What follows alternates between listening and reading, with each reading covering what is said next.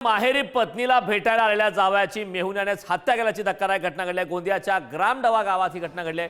गिरधारी कोटांगले यांची पत्नी मागील 2 वर्षांपासून ग्रामडवा येथे आपल्या माहेरी राहत आहे।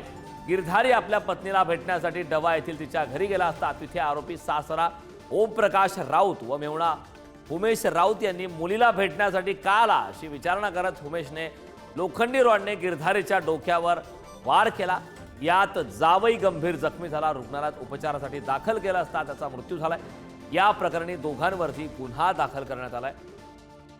धक्कादायक अशी घटना घडली। गोंदियात भेटायला आला मात्र त्या ठिकाणी विचारणा करत मारहाण करण्यात आली। संदर्भात ताजे अपडेट देण्यासाठी आपले प्रतिनिधी आशिष जुनगरे आपल्यासोबत जोडलेत। आशिष, गोंदियात मेहुण्याने जावयाचा खून केल्याची घटना घडलेली आहे। खळबळजनक अशी घटना आहे, काय अधिकची माहिती? नक्कीच ही दुर्दैवी घटना घडली आहे। डवळ येथे माहेरी आपल्या पत्नीला भेटायला गेलेला जावयाला मेहुण्याने ठार केलेले आहे। जवळपास 2 वर्षापासून जी गिरधारीलाल कोटांगले यांची जी मृतक जी आहे याची पत्नी मागील 2 वर्षापासून डव्वा येथे माहेरी राहत होती। गिरधारी आपल्या शनिवारी आपल्या पत्नीला भेटायला गेला होता घरी।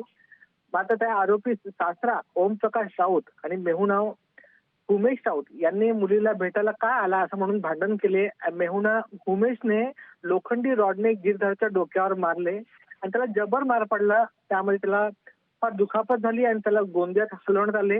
रविवारी 8 वाजता याचा दुर्दैवी मृत्यू झाला आहे।